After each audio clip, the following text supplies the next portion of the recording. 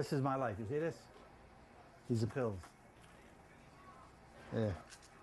This is for high blood pressure. This is for infection. Here's silvestine, penicillin, ampicillin, Zocov, fosinopril, whatever the name is. I take a half a pill of that. This is clopidogrel. Also, I got to take this for strokes. Take one to prevention for strokes. You don't get strokes with this. This is for my tooth that's not good. This is for cholesterol. Then I take an aspirin. Then I take a multivitamin. And here I am. That's my life, pills. It used to be showbiz, now it's pills. All right.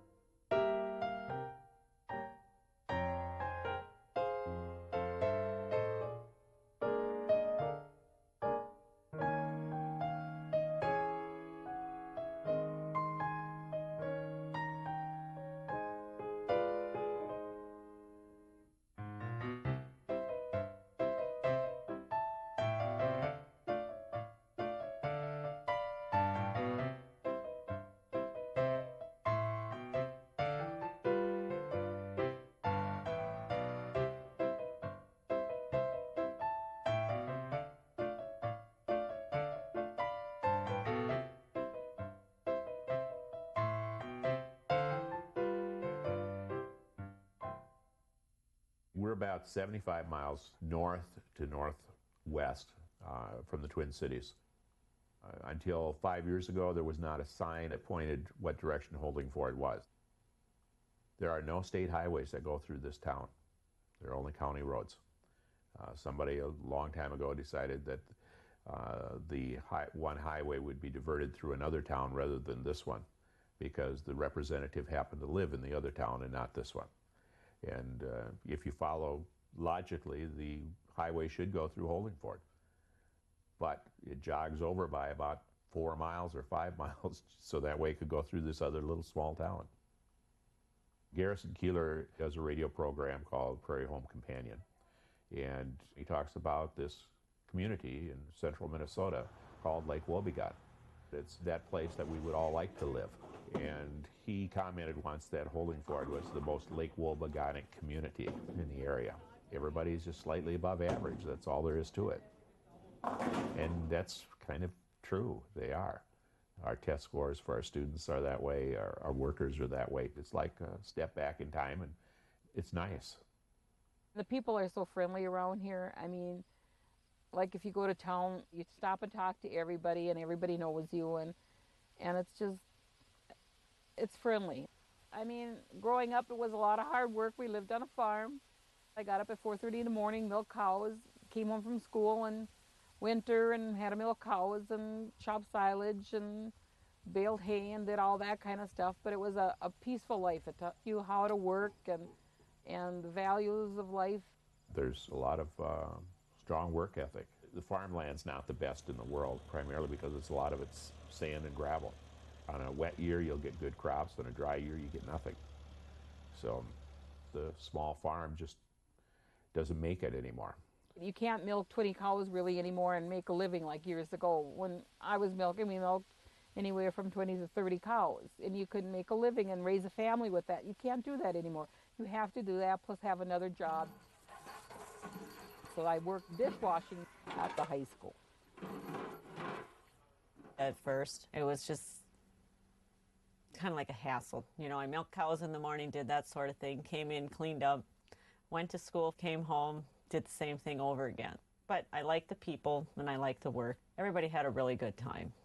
Oh, I think it's just a wonderful group. Just kind of a family, just a real close-knit group of wonderful ladies. Yeah. I think it was October 25th, just a month into the school. We just gotten home from church, and we sat down for breakfast, and my supervisor calls, and she says, well, you need to come in. And I says, no, it's Sunday, I'm not coming in. I had turned off my cell phone. I was in southern Minnesota, and on Sunday night we were driving back, and there was a message on there, called Dale, my business manager. So I called him, and he said, just want to let you know that on Monday morning we will have to hire 16 new employees. And what do you mean? Well, he says, the cooks are all going to resign on Monday morning. Yeah. What? Why? Now, this is Channel 5 Eyewitness News at 5. Instead of the usual hungry mouths, these food service workers faced a hungry media this morning. Everyone wanting to know what these 15 cooks and 1 custodian are going to do with all that money. I'm going to get a refrigerator that has a built-in ice maker. One thing Phyllis Breath isn't going to do is quit her job. I work here and I spray dishes. While she realizes that washing dishes and cooking food won't win her a spot on Lifestyles of the Rich and Famous, she loves being with the other ladies and with the kids. I'm not going to retire. I like to be around people and I love people and I wouldn't retire. As for the kids, they think it's pretty neat that their lunch is prepared by millionaires. Everybody was cheering, and so it was really exciting. I mean, everybody was just all happy.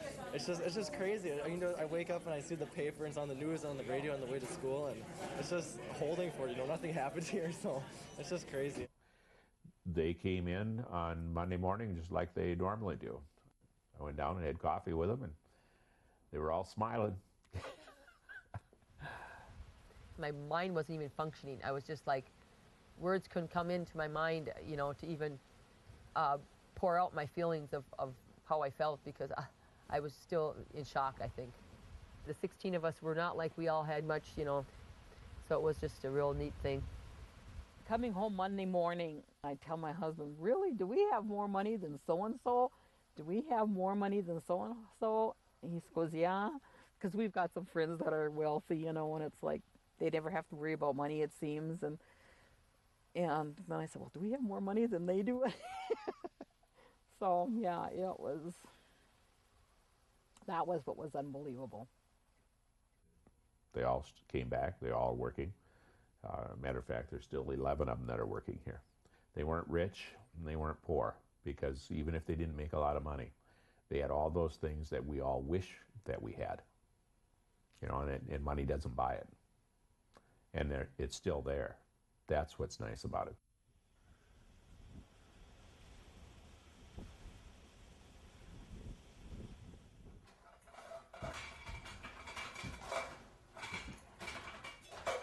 My kids really think I ought to get some new kettles.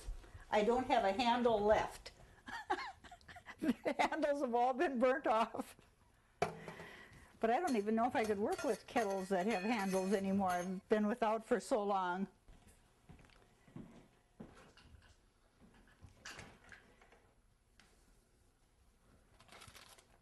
About a year and a half ago, they asked if I would take over collecting the quarters, buying the tickets, and checking the numbers.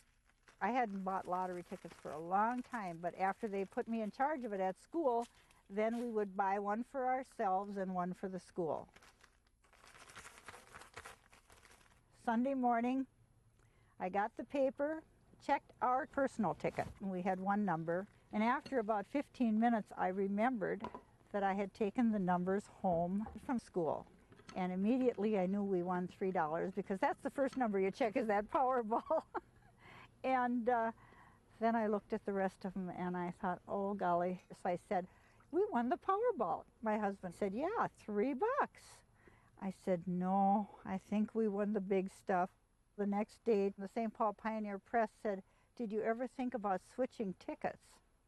Well, the only way I would have switched them would have been if I'd have had the winning ticket. I would have called my supervisor and got her to school, and I would have exchanged the tickets and sworn her to secrecy, because this way it made the lives of 16 families so much better. And I guess that's what I think it's all about. Okay.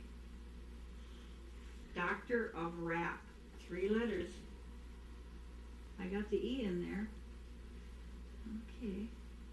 My husband bought the winning ticket. He said, "I'll bet you never thought I'd make you a millionaire."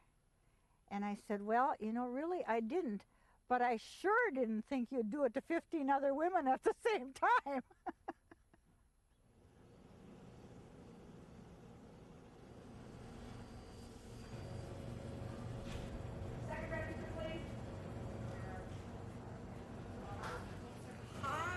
Hi, you're on candid camera. Hi, Jackie. Well, this is the girl that sold the ticket to Al. And Jackie is the store manager. It was a wild ride. It was. It was. It was crazy. I mean, it's exciting. Right. I mean, a lot of people are happier than heck that it was a lot of people. Because look at what that's done to the economy of this area. I mean, the whole area won, actually. The church, I've heard, St. Anna's got air conditioning now, so it's the famous church in the area. Let's go to St. Anna and have air conditioning. Yeah. You know, so it's done a lot.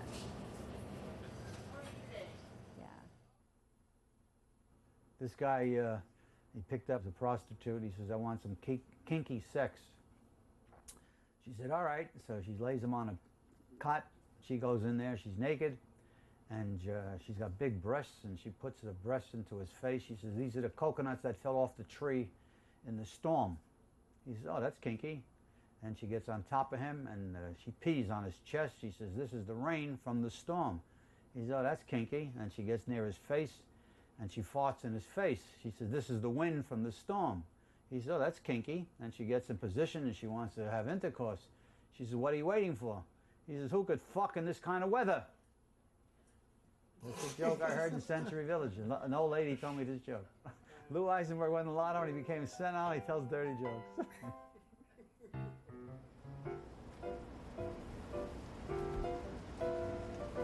Hey, Gussie, how you doing, babe? My sister's a Brooklynite. As soon as she saw him, she knew who he was.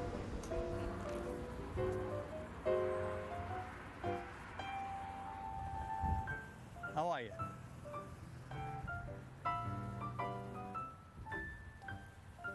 And we go this way, that way, and across. Yeah.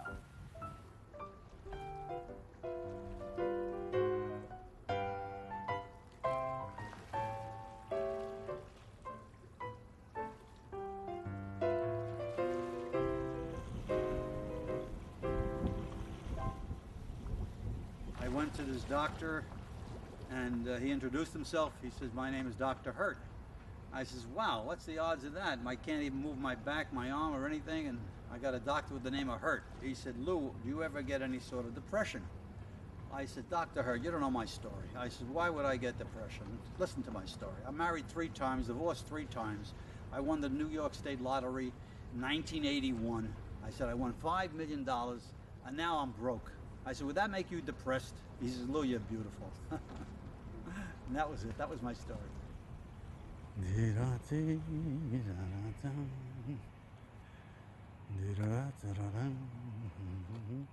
I'm still enjoying my life without the lottery winnings and so on and so forth. Right now I live in Florida, in West Palm, and I have a small co-op, and every once in a while we get a hurricane, but so far God has been good and everything is holding up, which is good. It's not quite like Brooklyn, but it's got its good points. Here's a face. Mister, can I have your signature? You could have my hat. Look at it. Look at it. If I had your hair, you know what I'd be? You'd be in I'd be Hollywood. beautiful. I got 2 frozen meals. You want them? What do you mean frozen? You know, Hungry Man dinner and Boston with. One is with chopsticks and the other one is with chicken and potato. Give me it. I'll take it. Okay, 1 minute. That's his wife, Phyllis. Adorable, huh? I don't want to say too much because he gets jealous. Thanks, Phyllis. Thanks, Bob. Jane Ann so she doesn't have to cook. No, that's what I'm making. At first I said no, but now goodbye. Mwah. Excuse me, Bob. He got us on film kissing. That's not. Oh my God! There's another thing. Another divorce. God. Take care. Take care. Feel better. You too. All right. There was a newspaper man, Ron Wiggins. He said, "Lou, how come you didn't do what you had to do? You know, put a certain amount away." I said, "Ron, I never thought I'd be 76. No, nobody did. And I get a small pension from my electrical stuff that I did for 11 years and my Social Security, and that's about it.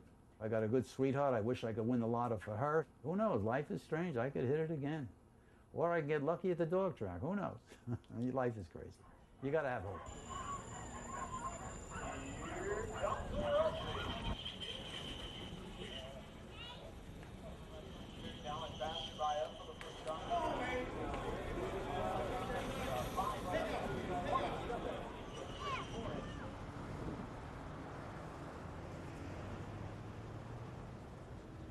Like I tell people, whatever I am, I say, you want to think about Lou Eisenberg, think about something positive.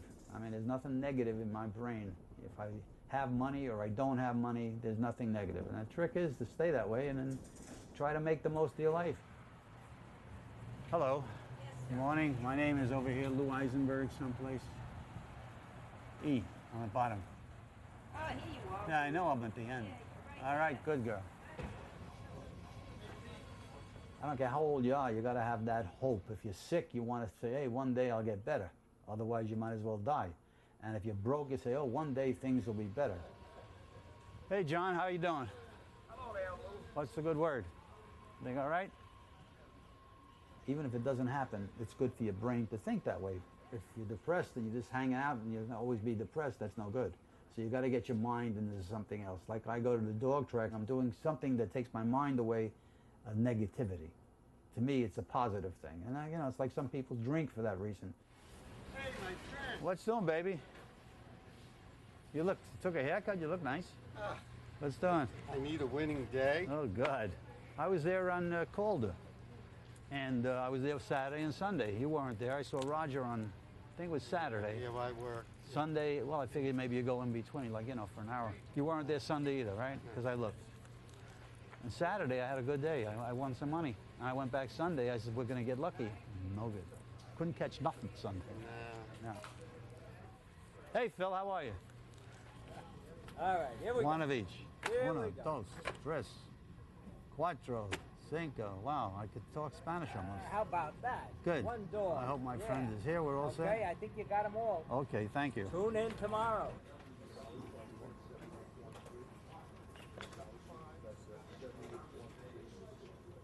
I bet usually simulcast. I like to bet Belmont and different tracks. And I go. I don't go as heavy as I used to go, but I still go and I still play. I enjoy it. And that's part of my scene, and my girlfriend works there, so it gives me more of an incentive to go. Hey, Jane, how you doing, babe? $1 try, 7 with 2 with 3, 4, 6, 8. $2, 7, 3, 7, 7, 7, 2, 7, 8. Give me $1 double cartwheel, 2, 4, 7 with 3, 7, 5, 9. I was with him for the last year of his lottery checks. He really didn't change much. He's that kind of guy. Thank you. A lot of people, they say he blew it all gambling, but you know, he's enjoyed himself and he really doesn't care what other people say. I may be on a certain level, but he's enjoyed his life, and you know, maybe a lot of people would do it differently, but who's to say we could get run over by a Mack truck? All right. Got to get up. They're playing the national anthem. That's everybody. Whatever.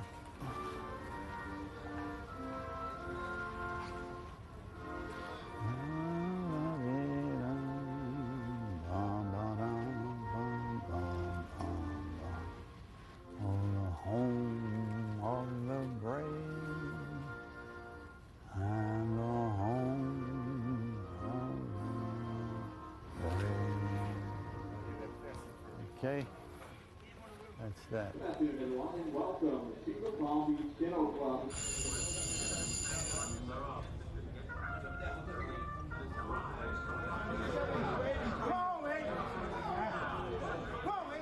Seven's the winner. What are they, crazy? 748. I don't hit it. Well, what are you going to do? Can't have every horse. It's impossible. Now we're going to go to the doggies down this way.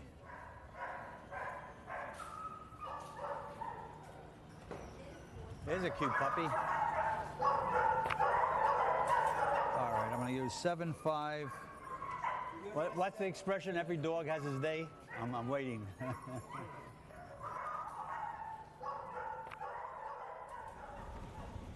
5 is Braxton's Raphael, weighing to 69.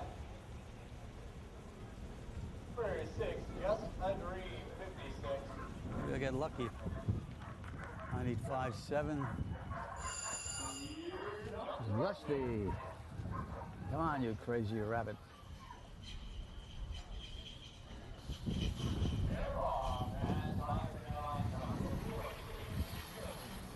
Let's go, 5, baby.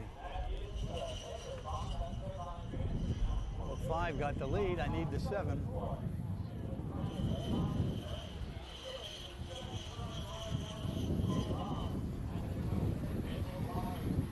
Five, 7, that's us, baby. We hit it. 5, 7. What's that gonna pay? Well, one never knows, you know. It's like I have to see if I get lucky. Who knows? Every day is a new day, you know. A new adventure. Mama. I'm not really that smart to know what the meaning of life is, but I do know one thing. You might as well make the most of it and enjoy it. It's the only game in town. You know, I always tell people, look up, but once in a while, look down, there may be a hole, and you don't want to fall into it. That's what life's really about, and that's it. But make the most of it, baby.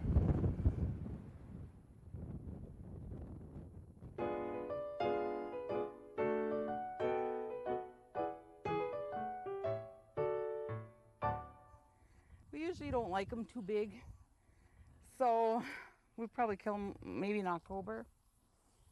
Yeah, we butcher them all in one day and do our stuff. We butcher them one day and cut them up the next. So one's more for my son and one's for my son's friend, and we keep one and the kids get the rest. And my little grandson used to love the pigs, but we never tell him in winter they had to go away because it was cold. He never knew what happened to him. So I didn't want to tell him because he really liked them, so.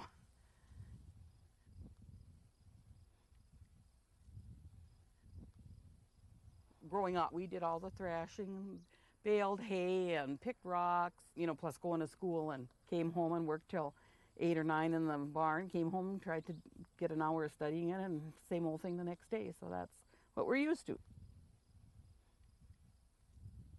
We used to have cows and we used to spread manure and use that, but now everything is falling apart. Nobody wanted to farm, and my husband's got a bad back, and, you know, we got out of it. So, but that's his first love, is farming, you know. He really enjoyed that, but comes a time where you have to go big and have the best machinery and stuff like that, you know. My husband's mom and dad raised their family here in this house and lived there all his life. And when we first got married, we had a trailer house back in that corner, and then we lived there for, I don't even remember how many years it was. 6 maybe, and then we built the house. So I had 3 kids in a 2-bedroom trailer. So it was pretty small. So it's the good old days. But it was fine. I mean, it was a nice living. We didn't have anything. I mean, what we had was good enough then, but it was all old stuff. I mean, we didn't buy a used couch, put it downstairs. You know, it wasn't anything that I went to a store to buy. Now we're involved in doing the house. The hardest thing for me to do now will be to get rid of that stuff or not use it again. I still don't like spending money. So I'm not going elaborate with anything. I'm still gonna kind of keep, I mean, I don't have expensive taste. I don't think I like nice stuff, but it's not expensive. So I don't know if I can't say if my life is really, I mean, it's nice to know I can do it, but I'll let you know once my house is done how I feel. It'll be different. Then maybe I'll feel like a millionaire. Maybe I'll say, oh my gosh, this is nice. But right now it's been too hectic and too chaotic and too stressful to really say, so I don't know.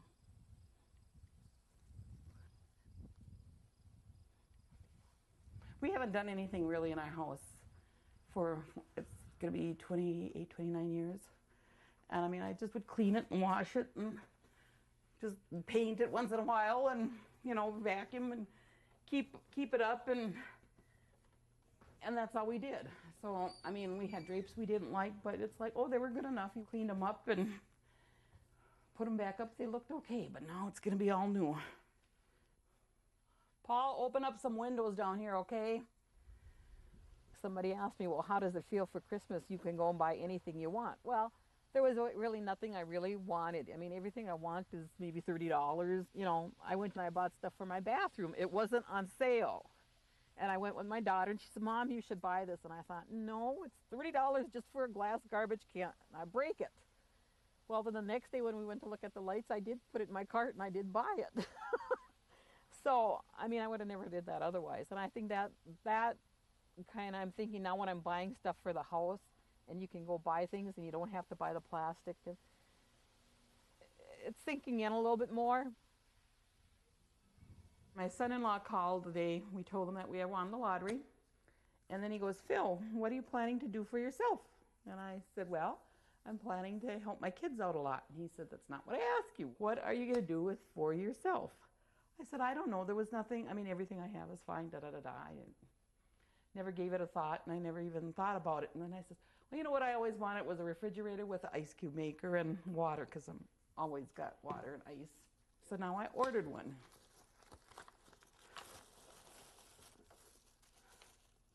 Right here, see? Mine's just going to be a white, nothing fancy, but it's got that. So that's that. That's what you can do when you win the lottery.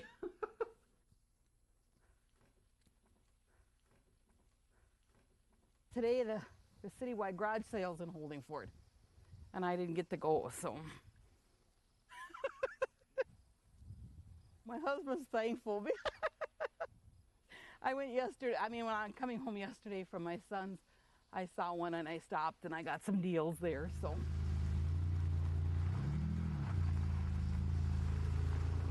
Oh, there's a huge garage sale at Mary's. My husband would kill me. By now, I mean, you have to be out here early in the morning to get all these good things, but oh, look at all the goodies there. You bought all my goodies. Are all the bargains gone, or there's still some left? Oh, there's a ton of them left. Did you buy all the good bargains, or what? Well, I'm getting some more right here. Oh. You think you aren't going to find anything, and you do. You always find something? Well, I'll be. I love these Christmas records. That's cute. Phyllis. What? You should shop in places. That's where you find all the bargains, though. I know, it's the most I was so fun. excited yesterday. I got a ice cream soup scoop for 10 cents. Well, I'm getting 2 little dolls here for 10 cents.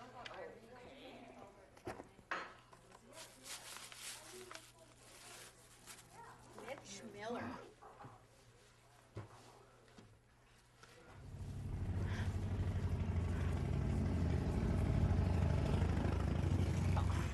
I didn't find nothing I can buy. We'll have to stop at another one.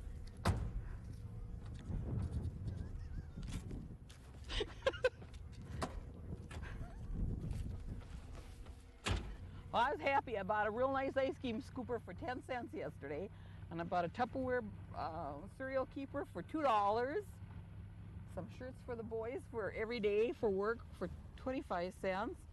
So I hit the jackpot yesterday.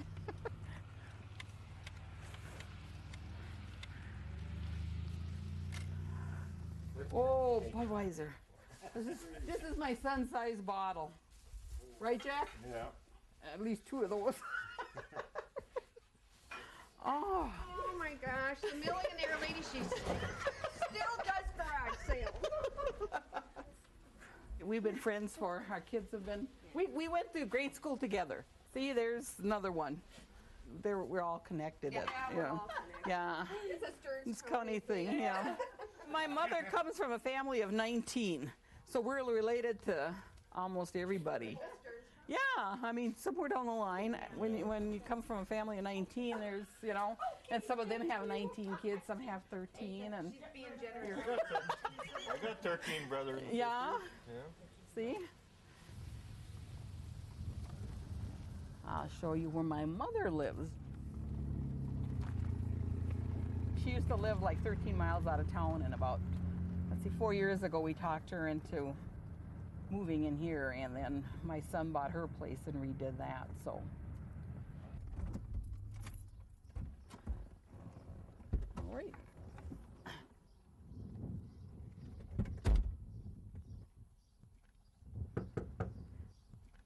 You couldn't open the door yourself. See, that's what I get from my mother. This is my mom and where she lives. Oh, pickles. Is there some in here, Mom? Help yourself. Nice to have her nice and close. Mmm. You know, because she lived in a big house, so I always worried. So it's just a comfort having her here. Well, it's a mess. Shoes laying around all over. Yeah, it's a mess. It's a mess. Mom has more rosaries than she knows what to do with, so. They pray on them. She's the one who comes from a family of 19. She has 19 brothers and sisters. There's only her and a sister left. This is John, Charlie, Joe, Vince, Dad, Frank, Pete, Alois, Val, Louie, me, Mom, Josephine, Sally, Johanna, Mary, Lucy, Catherine, Angeline, Celia, Bridget, and Victoria.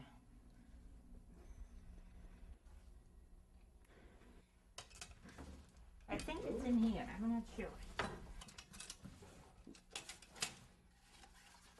Yeah, that's the one. This was like at a get-together family. Get a family reunion. And that was many years ago. Now I think the one aunt, when 19, has that many kids on her own. Here I am, I'm looking away.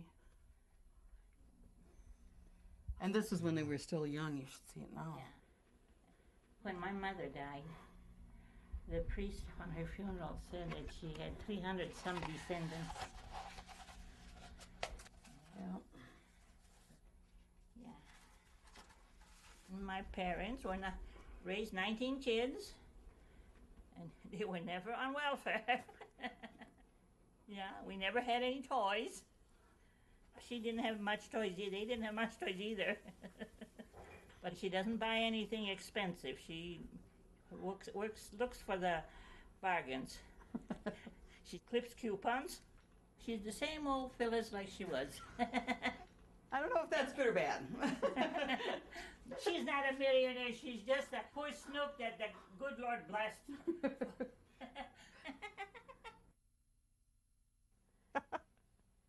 My oldest daughter.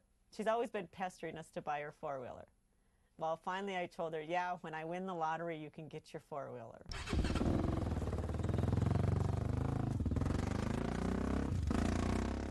You have to be careful what you say.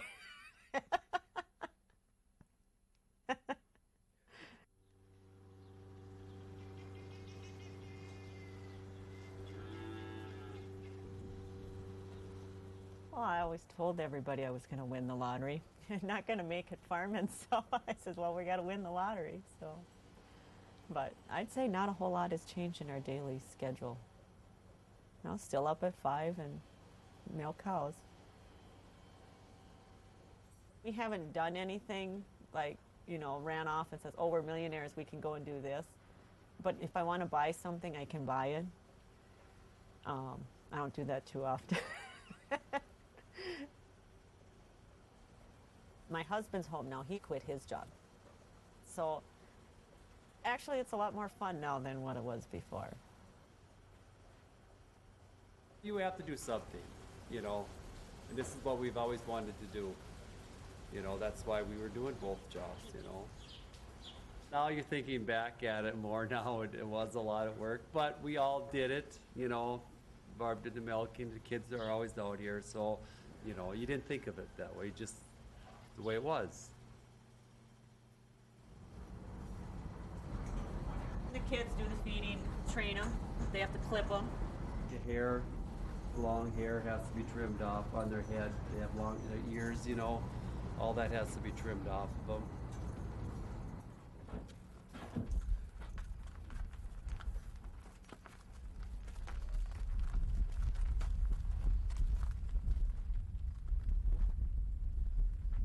For the showing, they're a lot cleaner, and she washes them a lot and blow dries them and everything.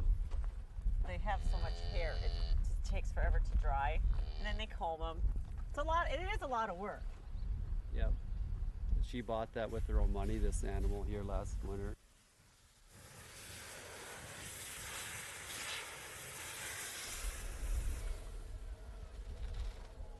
There's some little calves back here. That's just a baby one. The ones without ear tags in them, those are bull calves. Like that's a bull there. We don't tag them. We will castrate him when he gets bigger and stuff, make him a steer. These are the bigger steers, like the little one we had, and this is what the bigger ones are now. We just butchered here 2 weeks ago for ourselves.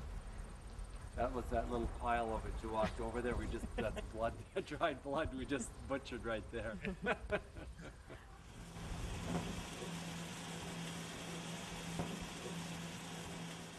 I don't have quite as many worries as I did before. You know, you say that money's not everything. Well, it's not. You know, family comes first, but it's just made it a lot easier. You know, I know the kids can go on to college now, and that's been a big thing for us to know that, you know, now they can go to college if that's what they choose to do. But I don't think we've really changed that much. I don't know. You'd have to ask the neighbors that one.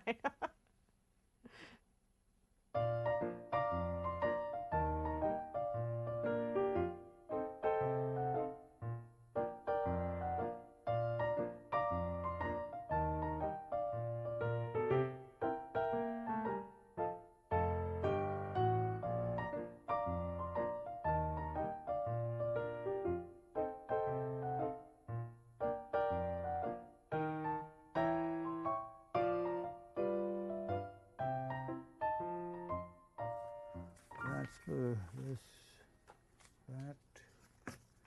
Where are you? When I came out of service, I wanted to be an electrician, and it was a father to son kind of a thing. I couldn't get into it. So I had aunts of mine that were hairdressers, and they said, why don't you try it? So I went to hairdressing school, and I bought a store for $500. I never made money. I made a frugal living. And in between, I'd go to Avenue P and try to win some money, you know, playing handball, or go to the Trotters, always trying. And then that was it. That was my lifestyle. These are my handball gloves. If it don't fit, it quit. I heard that someplace.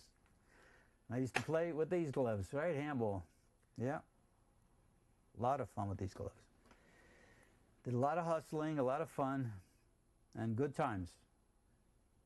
That's Billy, Larry, and Johnny. And there was a guy, Irving Beck. He was a character. A bald head, got a hook nose, a little thin body. He looked like the Eagle. His nickname was the Eagle.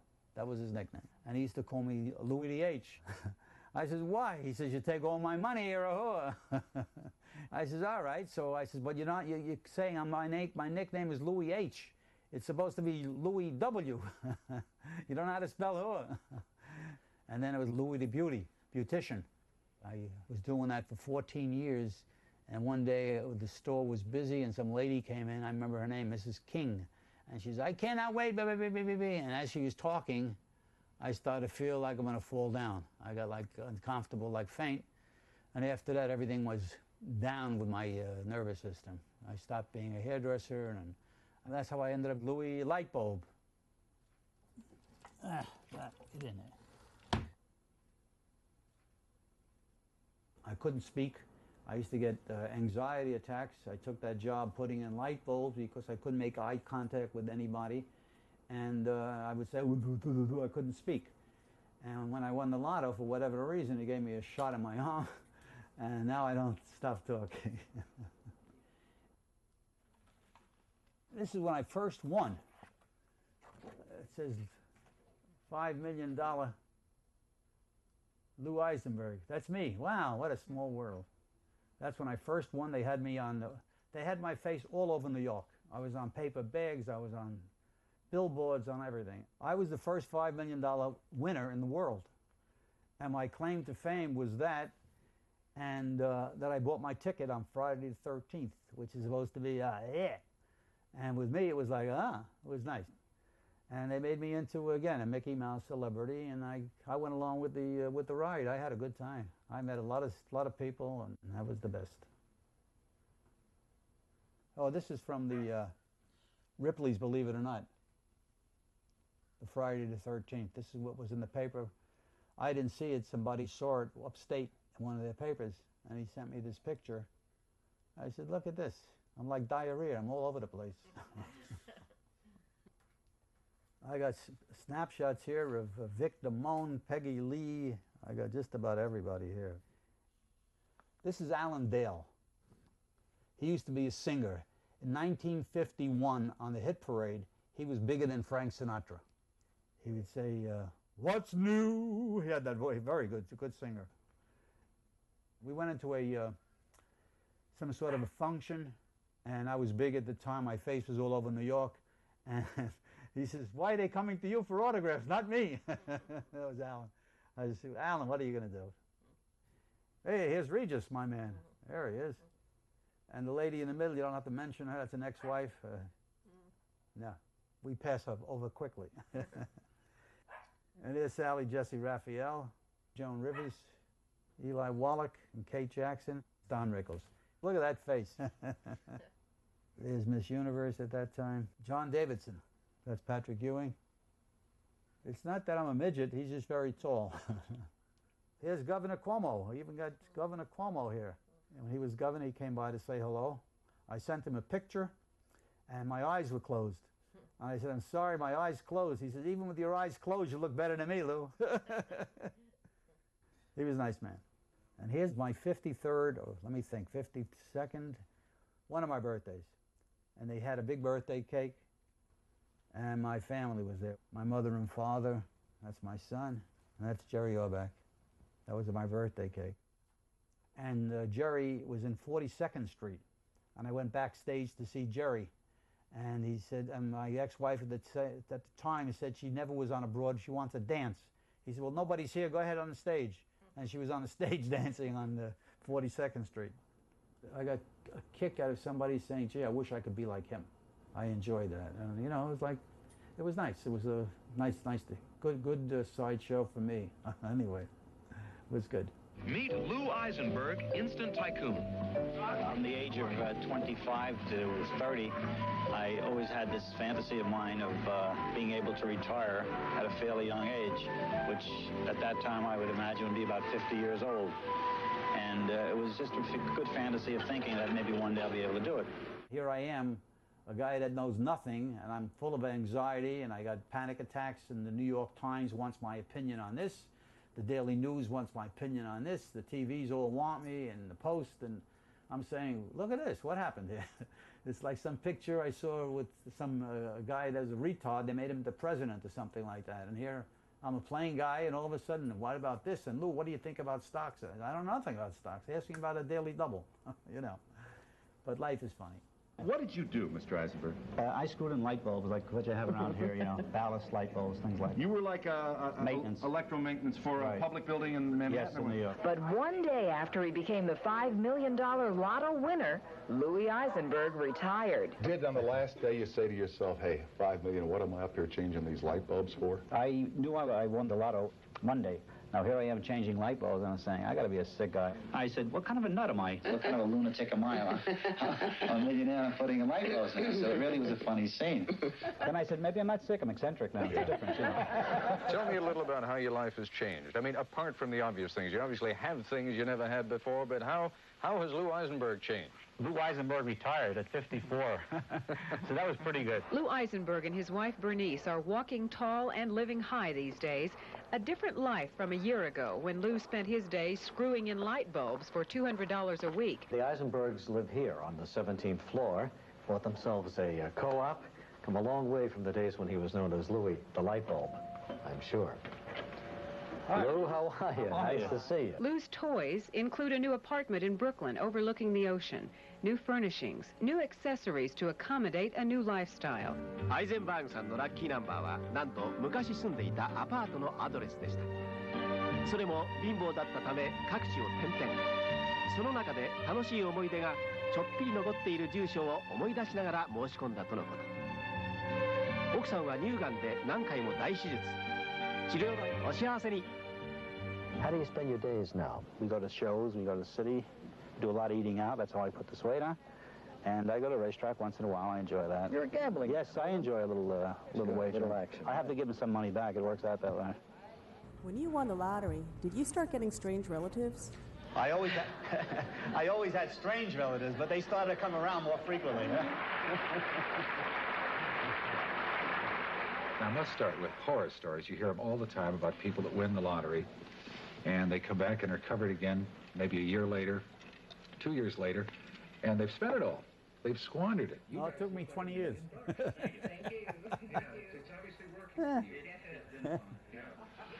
May I just, when people think of people becoming instant millionaires, they always think of, you know, da-da, boom, boom, bow, bow.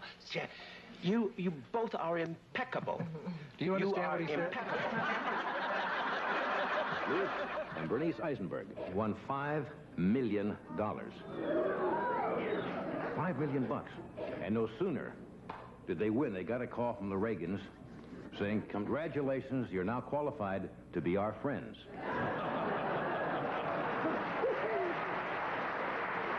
I don't want to get personal and ask what you were making before. You may. But, $225 a week, from bulbs to financial success. Yeah. I did it my way, I don't know. He cracks up on it. Okay, we'll be back in just a minute. We'll take a break here. Figure this out. He did it his way. This is before Curtis. I did a lot of stuff, you know, for the first year, because Curtis won the following year. In 1982, he won the same amount he says he won $200 more, but that's all right. It's $5 million and change. He came to the press conference. Most people come with 3, 4 people. Curtis came with like 20. Everybody came, and he came in with no smile on his face. I said, "Curtis, what's wrong with you?" I was their spokesperson, you know. And he says, "Lou, they were trying to figure out how they would take my money all night." They put us together. It was like a Jewish guy and a black guy. What a combination. Hey, Curtis. This is good as the commercial. New York's lotto for all those millions? Man, we were hot stuff. But now they got this new Lotto 48 Wednesday and Saturday. The jackpot start and the millions. It could really get big. Makes us look like penny pinchers. We gotta play Lotto 48. Right. But first, let's eat. 2, please. And don't be stingy with the mustard. New, bigger Lotto 48. The new way to join the family of Lotto millionaires. I padded my part. They wanted me to say 2. I said, 2, please. You know, he'd carry on, and then I would do my shtick. Abbott and Costello, you know, that kind of stuff. And then the public loved him. I mean, it's basically, he has a great personality, and he's a fun person. Curtis and we had a good thing. I think it was Andy Warhol said, everybody has fame for 15 minutes. I think we milked it for 22 years, and it was fun in doing it. I got a kick out of it, and so did Curtis. Here's a couple of guys that reach for the stars, Lou Eisenberg and Curtis Sharp, and they're loving it. And there's the Knicks lottery winner, Patrick Ewing. This is it. This is Curtis and me presenting at the Emmys. Curtis and I were presenters at the Emmys, I think in 1986, in that area, right? 1986 to 7. We went to the bathroom together, and we're there standing by the urinals, and Geraldo comes in, and he says, "Don't you guys do anything alone?" I said, "Come on, join the group." And guess who's here? It's a funny story with Tony Bennett. Maybe 2 years ago, I went backstage in Burt Reynolds' theater. And I was allowed to go because everybody knew me and liked me and all that nonsense. And I said, "Tony, do you remember who I am?" He says, "Who are you?" I said, "My name is Lou Eisenberg. I won the lotto in New York in 1981. And we took pictures in New York, and you wanted Curtis and me to go to Las Vegas with you." And Tony Bennett says, "No, I don't remember you." I said, do you remember Curtis? He used to wear a derby and this and that. And he says, no, I don't remember him either. I said, okay, let's take the picture anyway. Now I go home and I talk to Curtis. I says, Curtis, I saw Tony Bennett. He says, yeah. I says, and he didn't know who I was. He said, well, Lou, what are you going to do? I said, but that's not the end of it. He didn't know who you were. He says, that rat. That was funny. But Tony was all right. Funny stories. And time marches on.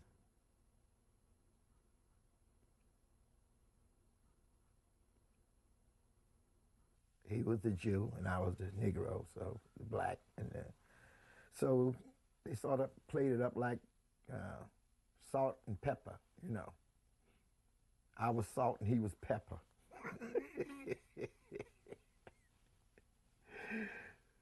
Yeah. When I won, my face went all over the world. I was in the working man class, so people looked at me as a celebrity. And it was really something. People see me walking down the street, jumping out the car, coming over shaking my hand, acting like they've been knowing me for years, you know, and I'm just signing autographs and everything, you know. It was just chaos, you know. I was a big thing during that time.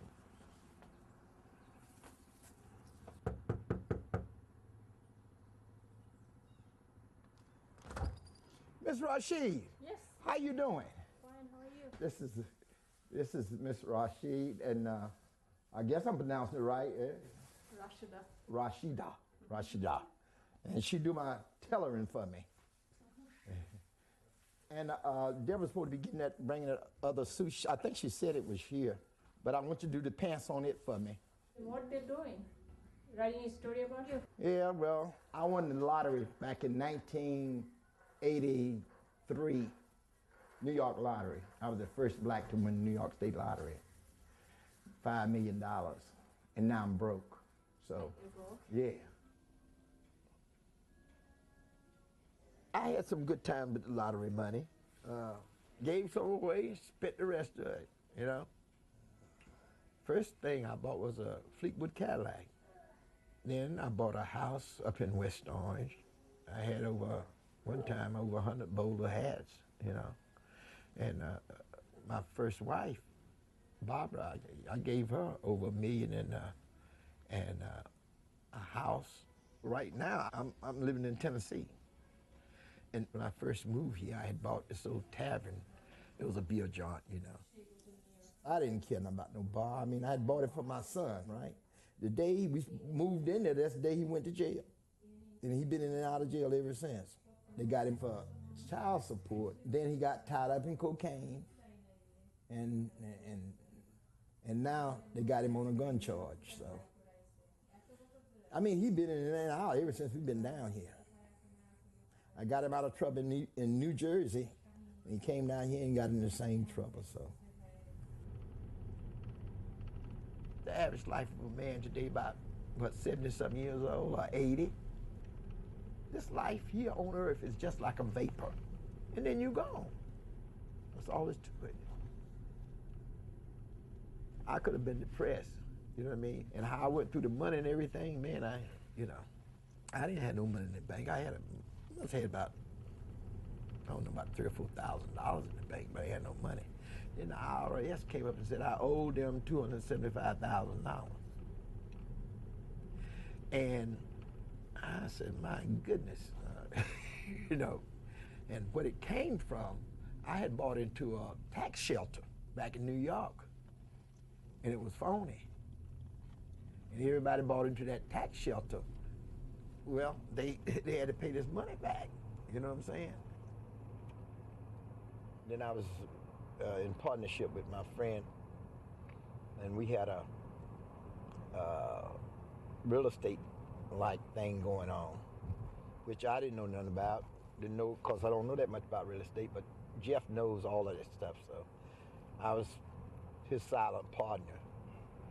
We had accumulated quite a few houses at one point, but then we was depending on the bank to back us up, and they pulled out. They didn't back us, so caused us to lose a lot of money.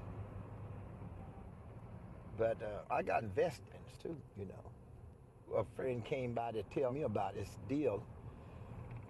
And at the time he was trying to get shareholders to invest in this thing.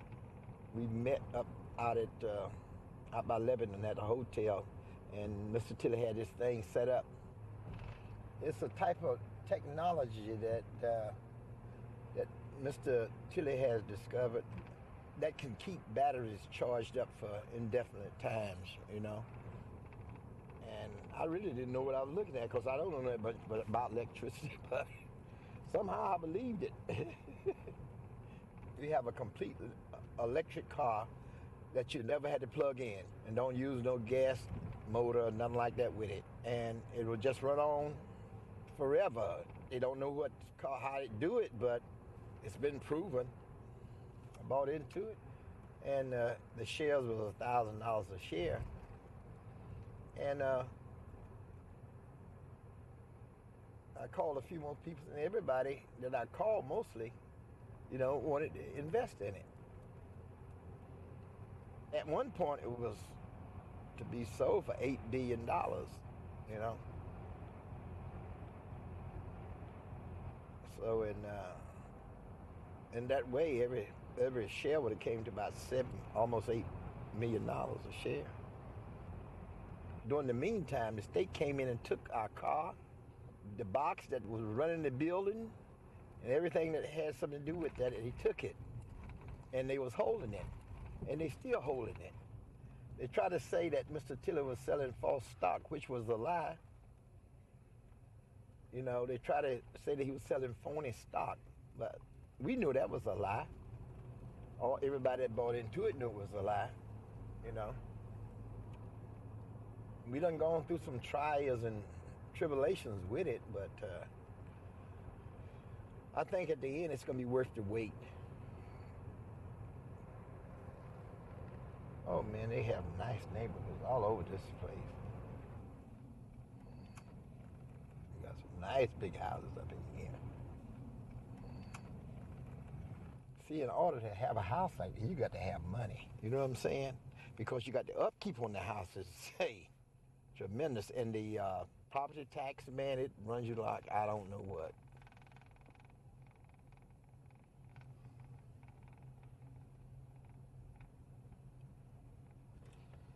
See, now, the house that I was looking at was down here, but your boat basin is down here, you see. You don't have it right back of the house. I wanted something to just come right into my backyard, you know. Oh, they got this house here for sale now, too. Oh, yeah, I'll be able to buy several of these, man. Not that I would, but... Now, here's the one I was looking at right here.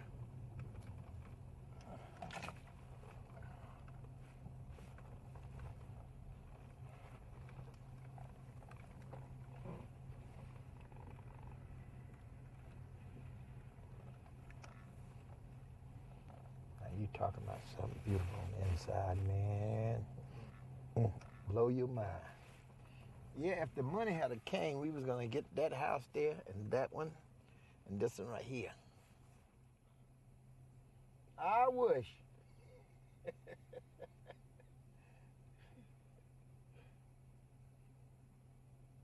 Man, this is the life.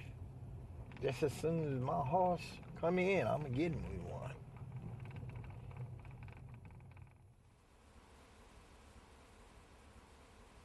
You could just introduce yourself. Okay. I'm Susan Breath, and my maiden name was Seitz, and that's spelled S-E-I-T-Z. And I moved here when I was in 4th grade, and we lived down across from the funeral home. And I still remember when we lived there how we had a kind of like a little steps that went up into the yard, but sometimes at night when it got dark, it was like I'd sit on that little cement steps and I would think, oh, I don't want to be around here when it gets dark because you just never know if somebody's come walking out of that funeral home. I used to just really think crazy things about the funeral home, and now it's just kind of cute because here my oldest daughter is a mortician.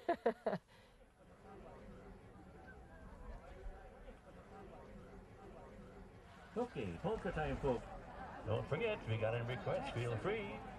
We don't know him, we'll play him anyway.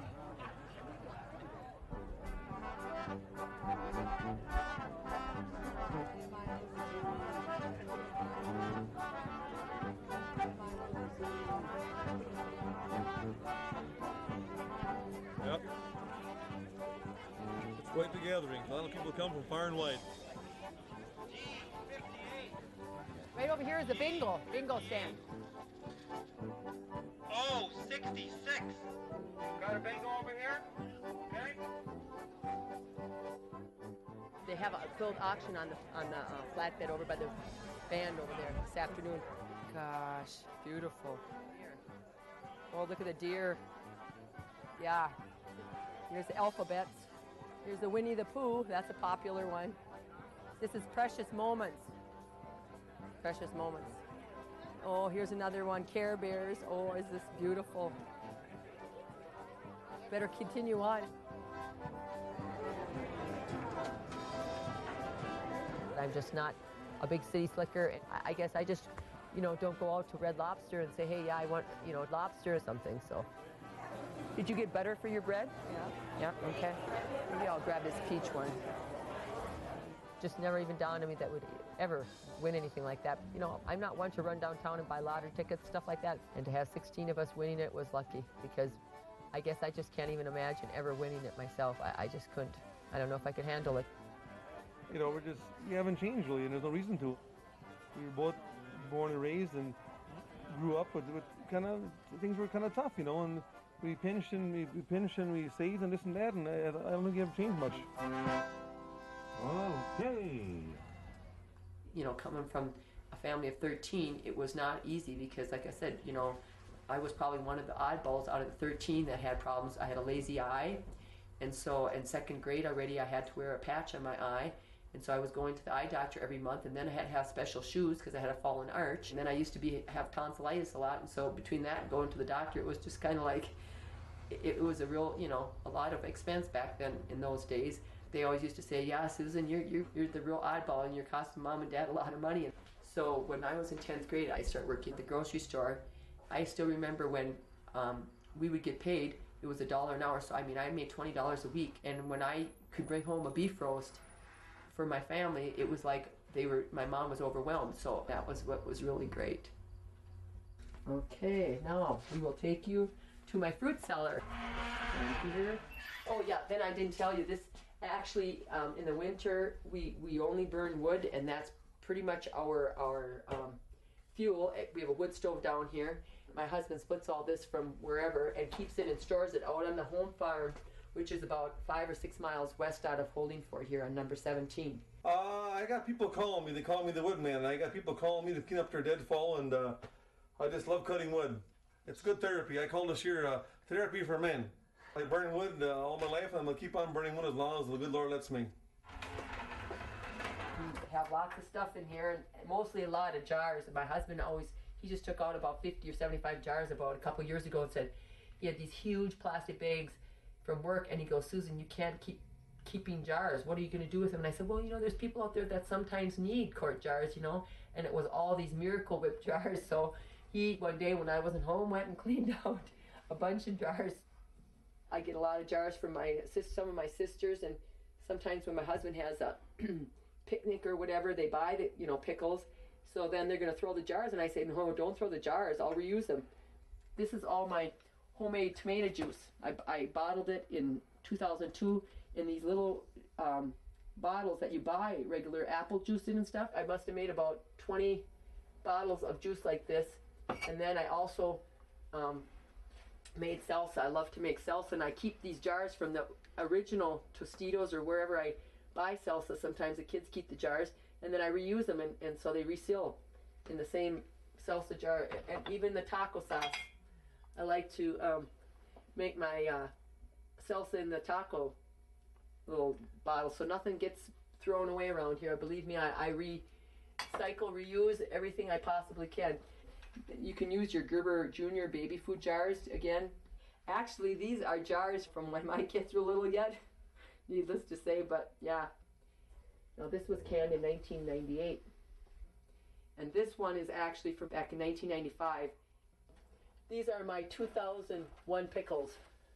These would be my 2002. These are from 2003, and I put them in an applesauce, Musselman applesauce jar. And this is the good old Miracle Whip jar. This is now another ragu jar, which I use a lot of them too. The grape jelly jar, cub food hamburger slices. There's one jar in here that I remember very well. This is a Folgers coffee jar, this particular jar, and this is a nice one too when you have like the medium-sized pickles, because then you can get 2 layers and then even put the littler ones on the top. But I would say the best pickle jar usually would be pretty much the Gidney. They have the wide mouth, and so then you can really pack them in, and you don't have to worry about pushing them and sliding the pickle and busting it up. No, I believe these are my 2004 pickles here. I'll have to probably use these first when I start getting into 2004, because they look a little cloudy. They should look a little clearer than this, I think.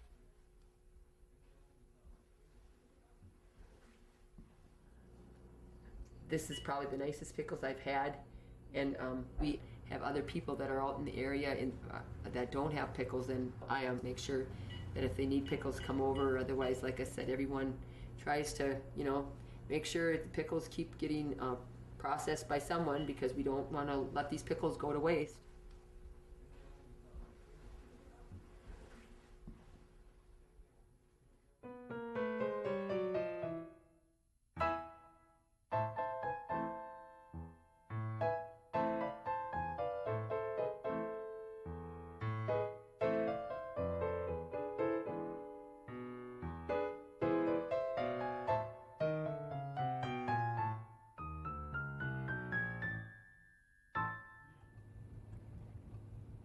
We had a cold snap for maybe about 2 weeks, but I think it's been less snow than normal. It's been like below 0, 30 below, that type of thing, but I like it cold. Really now since Christmas, it's been a lot of work because of the fact that, people have been sick and vacations and surgeries and things like that. But that's okay. They're a fun bunch of people to work with.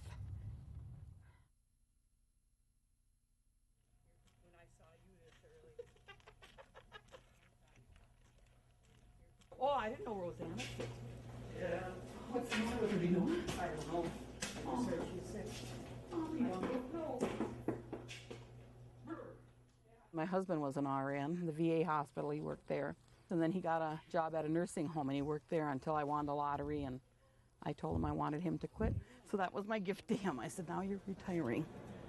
Our handy dandy hairnets, I'll be so cute. It's a fast-moving pace when you have to feed all those kids and wash those dishes.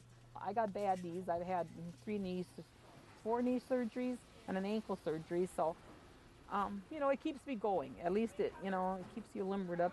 So, it gives you something to do and it keeps you in shape, can't you tell? I just work. It gives you something to do, and what do? I mean, if you sit around, you're gonna. What purpose do you have in life?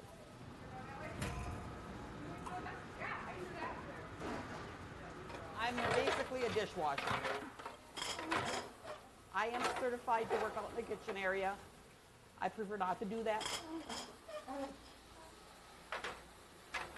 Out there, it's every day, it's different food, so you have to do different things, and I don't care for it as much, so I enjoy it back here.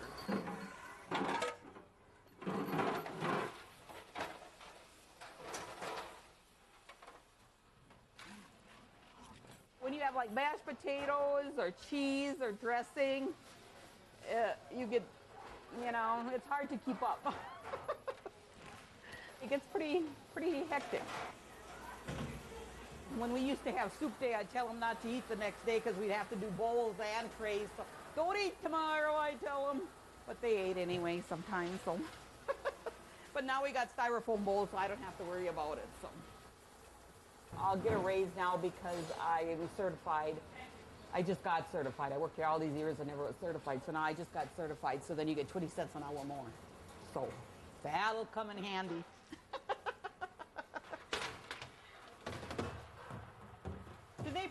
greaser in here? I use that money for what I wanted to do, and I still do that. So it's like my money, and I can do with it what I want. And I live from paycheck to paycheck. You know, when I get that paycheck, I can go to town today, I can go shopping, I can do some Christmas shopping. Thank you. You betcha. You know, we're older in life, but we have 4 kids. We want to see them benefit from this.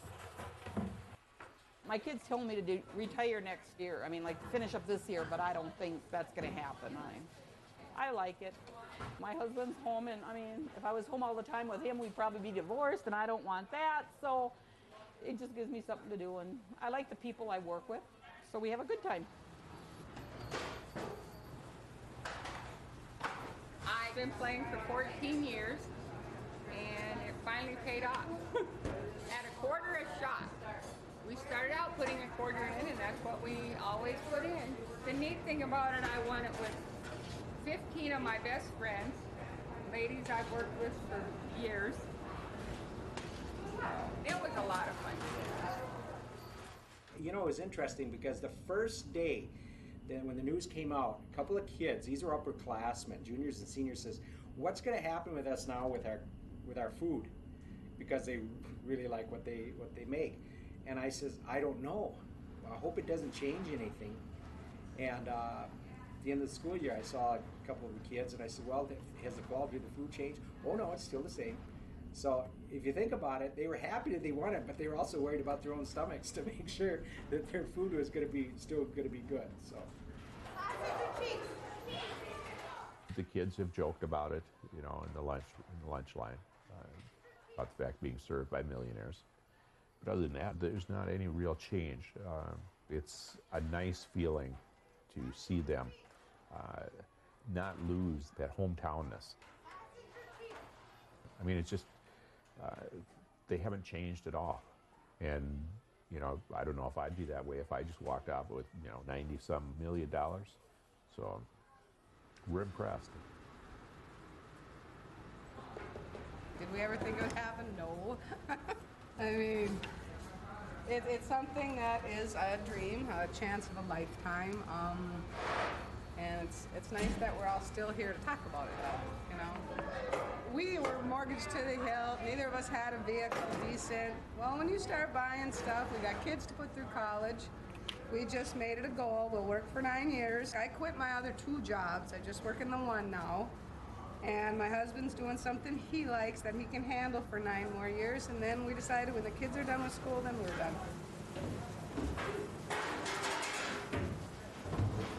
I suppose you thought we'd be sitting in Aruba or whatever that place is, someplace like that, in our bikinis and stuff like, nah.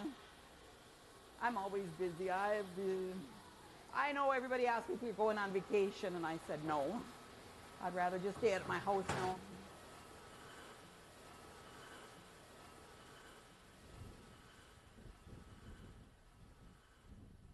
Wait till you see my furniture. And we did this all ourselves, my husband and myself. We got a camouflage chair. My kids thought we were crazy. Isn't that neat? Did you ever see one of these where you're sitting? See? So you can eat here and watch TV, write pictures, play cards, write a love letter, whatever. Isn't that neat? Got our drapes of pennies, custom made. She told me if I wanted to go be daring, I could go with the black. This is my ice maker. I cried when it started working. It took me about 1.5 years to get it. And I never thought I'd be able to afford one of those. So I'm just really happy with it. Look at that. Look at that. Fantastic. And I called my daughter-in-law when I got it hooked up, and I was just crazy. And she told her son, "Come and listen to your mom," because I tell her, "I just heard the ice cubes drop. They're coming in." And I was so excited. So they thought I was crazy, but I cried when that happened, and I cried when I got my furniture, when they delivered that. I just was like a giddy schoolgirl. And a little bit when the drapes came, but the furniture and the refrigerator were the worst. So when it came in and I was crying, Paul asked me, "What are you crying for?" I says, "Who would have ever thought I could have just got what I liked?" So this is mine, yes.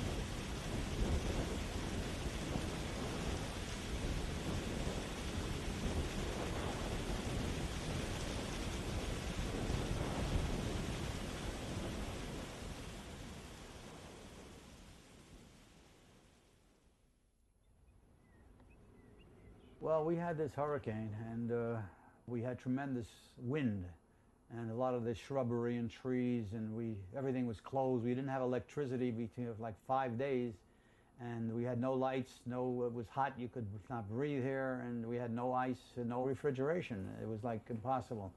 When I was in the Army in Okinawa, it was even better there than it was here. Nice breeze, huh?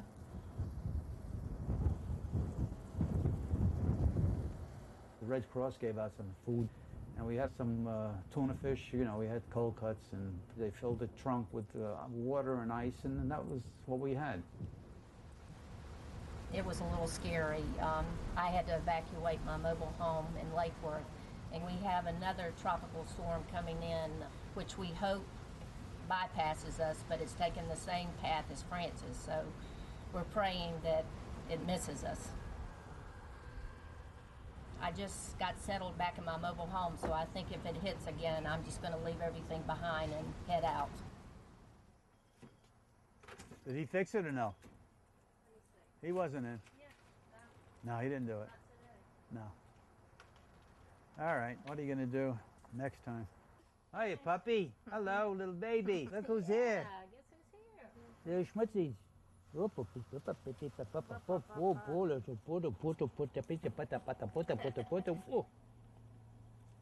let's go do our business. See this guy over here, that roof came off completely. It was on the ground. That door got whacked out. And what do you call it, the satellite dish, we just had to put, not that one, but ours was banged off. This part here came down completely. We took all of this stuff, this heavy furniture there. She has it from years and years, it's antique. We had to carry it and put it into the house. And let me tell you, I'm not like I used to be, and it was like very difficult to do.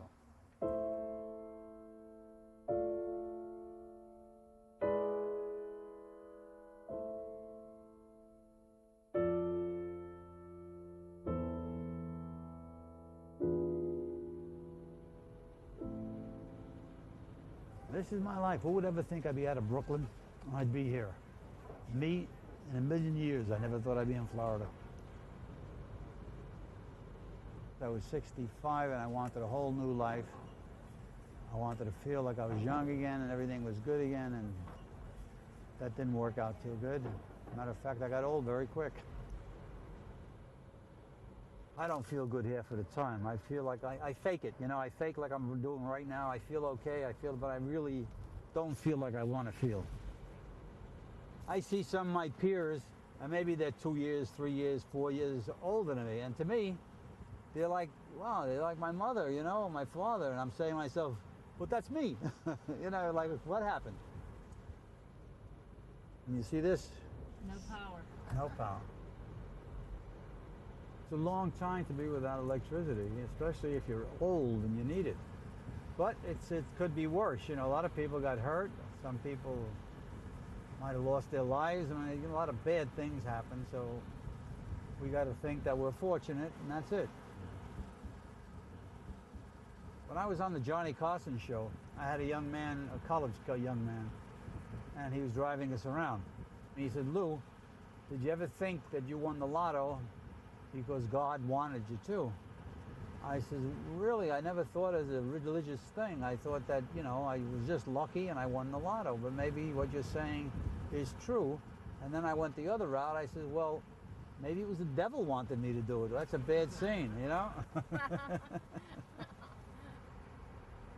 This little store up there, if they're open, what is it? Need to get lottery tickets? No, go for $1, quick. Yeah. This is the place.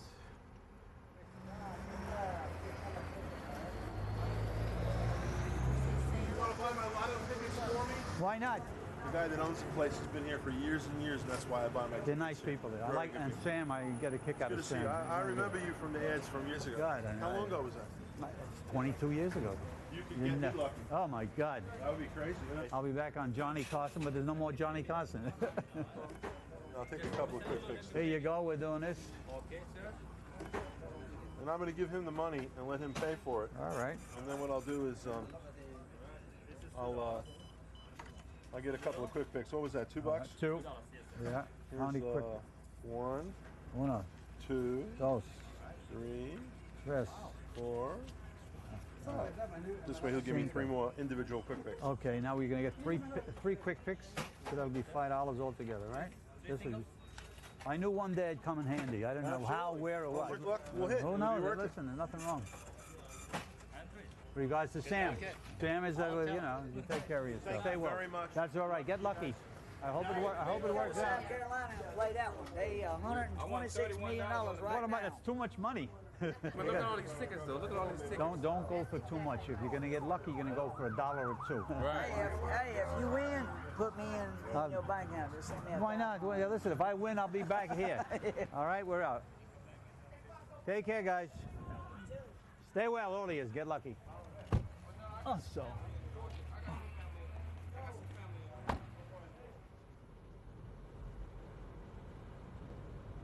I get a kick out of a guy like that. He says, I feel like you're going to be lucky. He says, let me buy my tickets for me.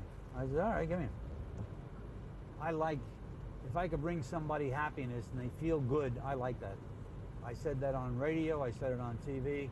I like being a happy person and making other people feel that everything is good. Because everything isn't good, let's face it.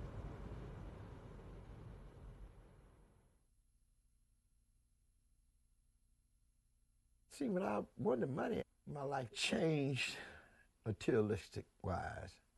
You know, I had all the limousines, you know, because they was always coming picking me up, you know, taking me into New York to do a show, do some promotion, something like that, you know.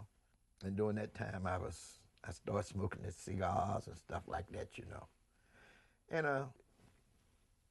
everybody just looked at me as a celebrity. Anywhere I went, they saw the bowler hat, you know, man. People just went crazy. Everybody just hollering and waving at me, you know. Curtis, Curtis, Curtis. Oh yeah, it was really nice, I'm telling you. But, you know, man, I was backsliding, fornicating, everything, you know. I mean, my fiance here was shacking. We was living together. And I was drinking a lot. I'd pull out there in front of the driveway about 3 or 4 o'clock in the morning with the motor running. I'm in there high, drunk. And she would lock me in the car, you know. And I wake up there the next morning, you know, the sun's shining, I'm here, you know. And one night I left the tavern. And I don't know where I hit a dog or a hog or what.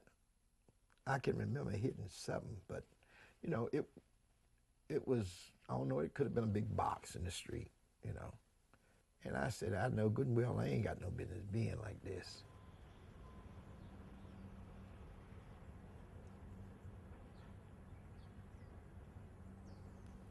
I was a Christian, but I wasn't doing the things that Christians supposed to do.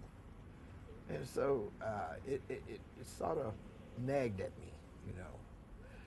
So I went out to the bar and I told them, I said, you can have the place. I said, I'm going to serve the Lord. And I said, I'm going to serve him as hard as I was serving Satan out here. And they laughed at me, you know, because we all used to drink together, you know, and cut up and act foolish, you know. So I walked out there that night, and I ain't looked back.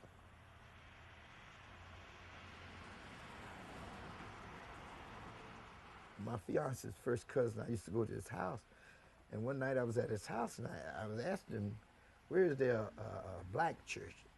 He said, it's one right around the corner from your house. I said, you mean that little brown house I've been passing out there? He said, yeah.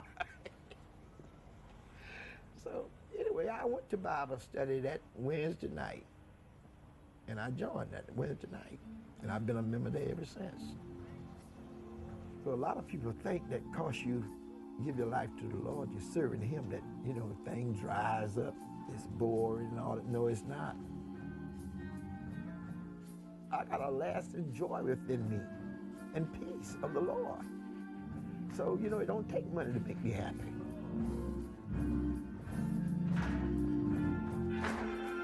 Yes, Lord. Oh, glory to His name. Yes, Lord. Thank you, Jesus.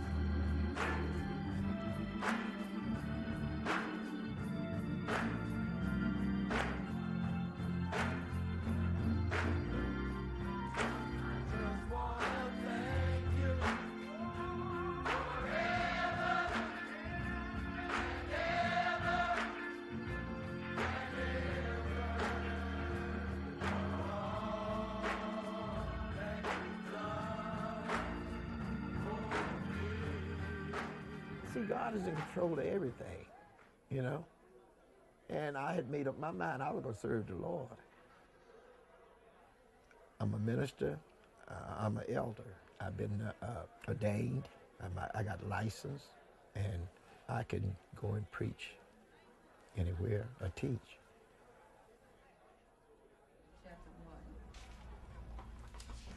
Well, I like to say about you can have joy in the Lord because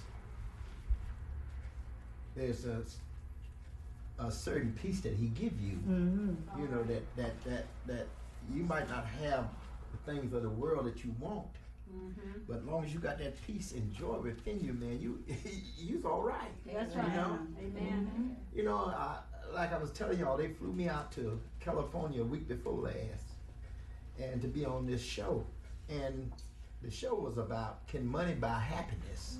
When they brought me on, and Larry looked at me, he said, man, why you so happy and jolly? You broke now, you ain't got no money, right? And like I told him, I got the joy of the Lord. You see what I'm saying? It don't take money to make me happy. That's right. It don't take money to cause my joy, you know. Right. We might not have a lot of things of the world that you know, that like a lot of people in the world have, but those things will fade away anyway. That's right. When I won that lottery, I thought I could depend on myself. God showed me I couldn't depend on myself, right? Yeah. Amen. Brother, that's my brother here. I learned a lot from him. He's not ashamed of what God has done with him. And he's really like this all the time. And I'm with him every day. He's not lacking for anything. He doesn't have $5 million no more. but what he does have is greater than that. And if God chooses to give him $5 million again, he can. But he really has a love for the Lord and for the Word of God. God has to break you down to humble you. You see, as long as I had that money, I wasn't that humble. You know what I'm saying? He had to show me, in other words, that even though I had all that money and everything, that I still needed Him. You see, I never intended to be a preacher. You know what I'm saying? But you never know what the Lord have for you.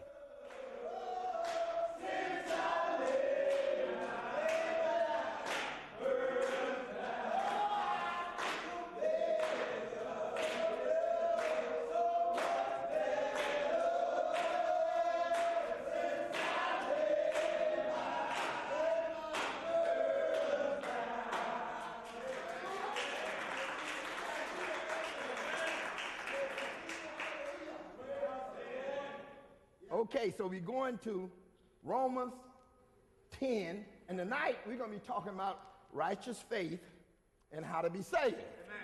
All right? Okay, now what is faith? Faith is, listen at this now.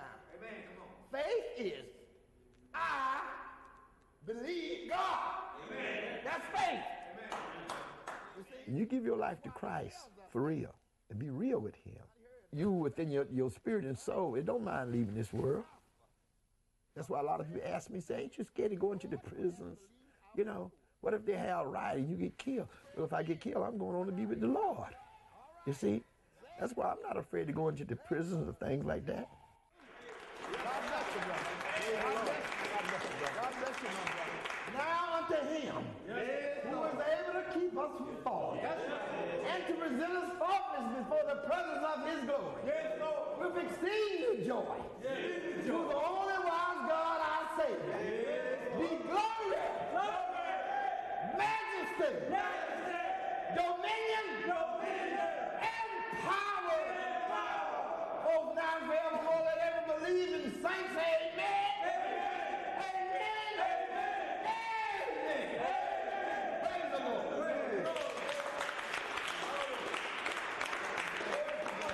Thank you, brother. A lot of people ask me, would I do things different if I had to do all over again?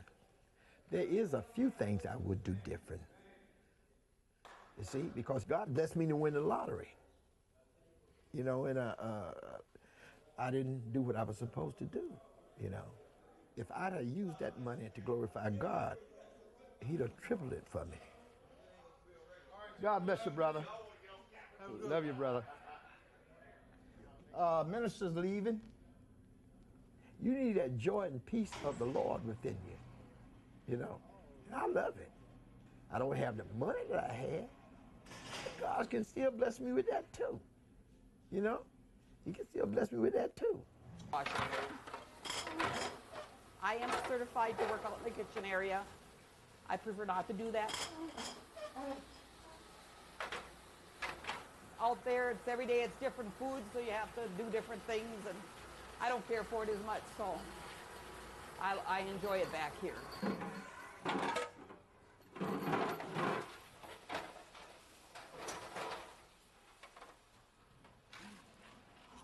When you have like mashed potatoes or cheese or dressing, you get, you know, it's hard to keep up. It gets pretty hectic. When we used to have soup day, I'd tell them not to eat the next day because we'd have to do bowls and trays. So don't eat tomorrow, I tell them. But they ate anyway sometimes, so. But now we got styrofoam bowls, so I don't have to worry about it, so. I'll get a raise now because I am certified. I just got certified. I worked here all these years and never was certified, so now I just got certified, so then you get 20 cents an hour more. So that'll come in handy.